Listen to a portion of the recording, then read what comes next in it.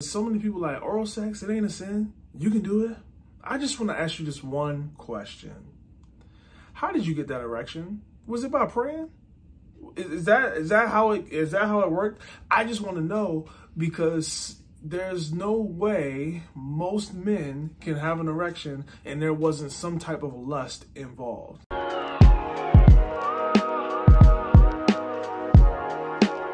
What's up, fam? My name is Tim. This is my beautiful wife, Pauline, and you are tuning into another episode of the W Podcast, where you get wisdom and a word with the Wheelers. Hey. This is a follow-up to our very first YouTube video where we talked about, is oral sex okay as a Christian before marriage? If you haven't watched that video yet, go ahead and check it out after this one, and it will give you some context. But today, the question is, am I still a virgin if I've had oral sex? So the short answer to that question is yes.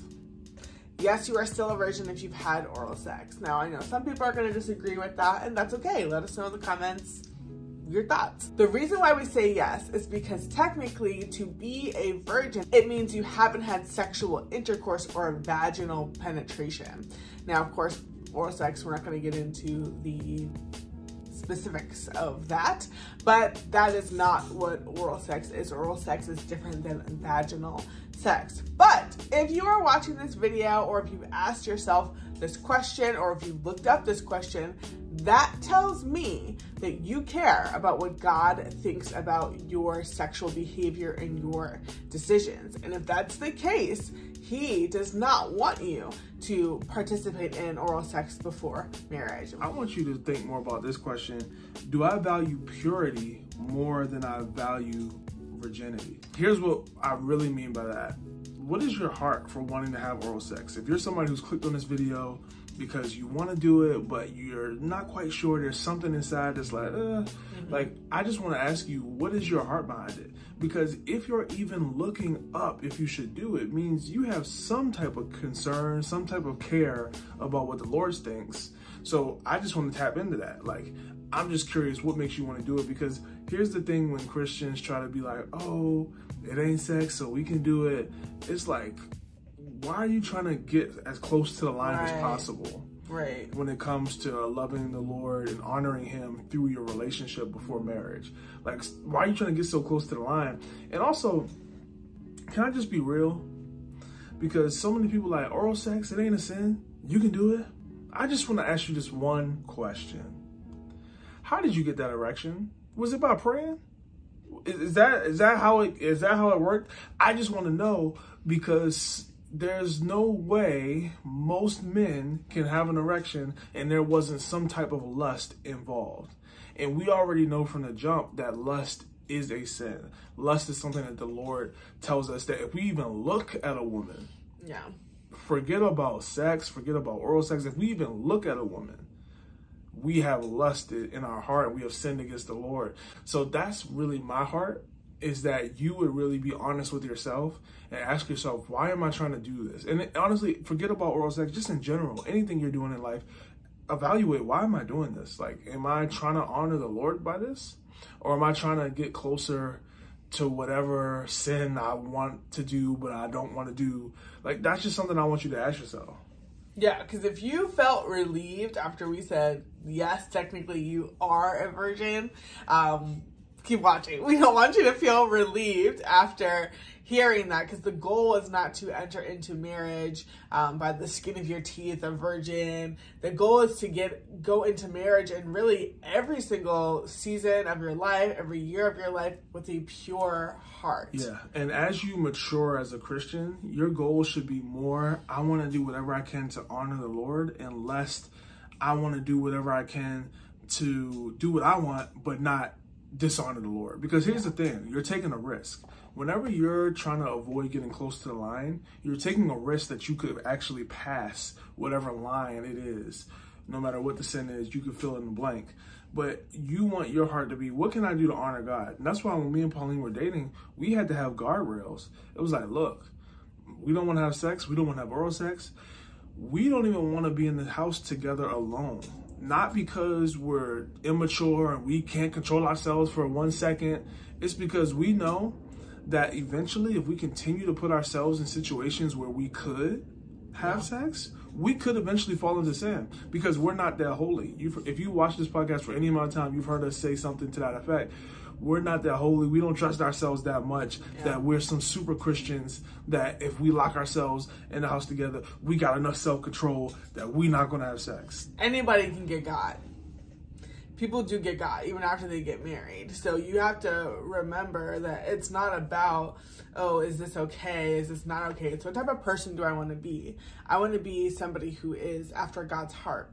Yeah. I want to be a person who there's no like kind of even evidence of sin or wrongdoing around me. Now, obviously, are you going to make mistakes? Are you going to slip up? Absolutely. But the point is you don't want to be setting yourself up for failure and going down a slippery slope. So, because if you're like, oh, well, if oral sex, you guys just told me oral sex isn't real sex. I'm still a virgin if I had oral sex, right? Well, then I'm good to go. I'm just going to keep kind of going down the path that I'm on. But do you know that oral sex is a gateway behavior into vaginal sex, into penetration, into you losing your virginity? And if the goal is for you to not lose your virginity, I would challenge you to ask yourself why. Why do you even care about that? Because you've been saying, like Tim's been saying, if you care more about virginity than you do about purity, then you've got it all mixed up. God cares more about your heart than he does about your behavior. It's one thing if you had oral sex and you repented and you're like, man, I just really wish I didn't do that. I saw things I didn't need to see. I did things I didn't need to do. And Lord, I'm sorry, and help me to do better. Now that's different. But if you're like, oh, well, I'm still amongst the virgins. I'm still righteous or all these things because technically I didn't have sex. And it's like, well, technically your heart is dirty before the Lord because you are more concerned about what you do than about your heart towards him. Yeah. Now, let me talk to my super single saints. The triple S you don't want to be. Super single saints. You're like, look, this don't apply to me because I ain't in a relationship. I ain't got no boo. I ain't talking to nobody. My phone is dry. You're still not off the hook. Ooh. Because if I'm being honest, there's some movies that I know I can't watch. There's some rated R movies, maybe even some PG-13 movies in some genres that I know if I watch that, for me personally, I'm going to be lusting crazy because those are just set up that way. And I think sometimes, we've talked about it on our podcast before, we have to be honest with ourselves. If you know that you struggle with a certain area, why would you set yourself up to be in position to potentially come into interactions with that thing? And you're not going to be perfect, but I think having a heart that I want to do what I can to avoid unnecessary run-ins with sin, I think really would help. Right, yeah, because you don't want pride to creep in either. Some of y'all out there, you drive crazy and you're just like, I ain't gonna get caught.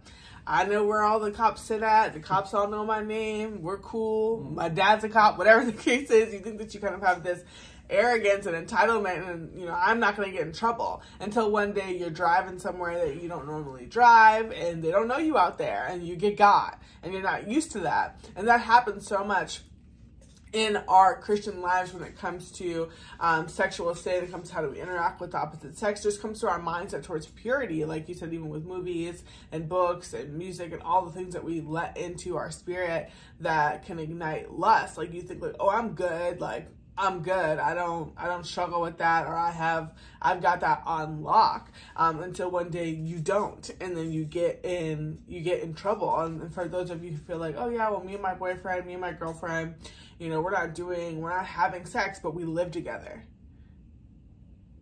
Okay, well, number one, if you live with somebody that you're highly attracted to and you're not having sex, you're lying. And if you're not having sex, you're about to. So it's just only a matter of time.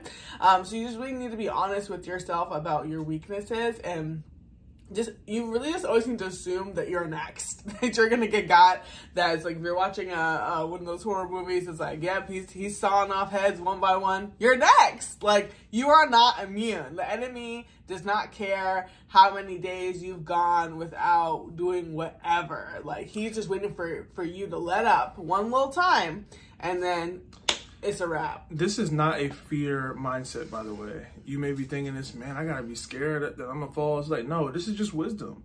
Yeah. Like, you're not scared to drive a car. Right. But you're wise to know that I need to stay in my lane. Right. Because if I get in the next lane, yeah, you will get in an accident. You're right. And if I'm not going to drive 105 past a cop because I don't care how nice I am to him. Like, I was doing something bad. Like, it's not, I was going over the speed limit. Like, it is what it is. Like, you know that you're going to slow down when you drive past a cop. But some of you think like, oh yeah, me and my girl been together for XYZ. We've been in the house alone together for this amount of time, or we've gone this far before and we didn't have sex. And it's like, okay, you are literally playing with fire. And if you call yourself a Christian, which we know that you are, we know that you love God, and or else you wouldn't even be watching a video like this, you need to be feeding that. You need to be, make sure that you all are in environments where your faith is growing and getting to know that person for who they really are, and not allowing your desires and your temptations to distract you from the purpose of your relationship. Speaking back to the super saved single people, you don't want to value your abstinence over your purity either. Just because you're not with somebody and you don't have somebody that you are being tempted by doesn't mean that you don't also face temptations, or not that you're not susceptible to it. Because sexual temptations do lie dormant a lot of times until you have an opportunity to cross that line. Just like you can't get a speeding ticket until you have a license. So you can't boast about, oh, well, I've never got a speeding ticket and you don't even have a license. Yeah. No one's impressed by that. So you just want to make sure that you have these guardrails in place for yourself now. And again, it's really more of a heart posture and a mindset than it is a behavior of like, oh, I have done this or I haven't done this. Because there are lots of Christians who have never had sex, who have never touched somebody of the opposite sex in a sinful way, but they struggle with pornography and they struggle with masturbation because of the heart posture, because they've heard that purity culture preaching of like, okay, we'll just wait until they've heard that preaching of wait until marriage to have sex, and that's it, that's all they know. But they're not taught, or they don't seek the Lord further for how to face temptations and how to deal with lust. Now, we have a couple more points we want to share, but if this video is giving you any type of value, go ahead and give us a thumbs up so we know that you like it, and leave us a comment down below. What's your understanding of abstinence and purity? Something else that God says in the Bible is that he cares about our heart, while man, or the people around us, care about our outward appearance. This verse is very applicable to this situation, because if you're asking this question,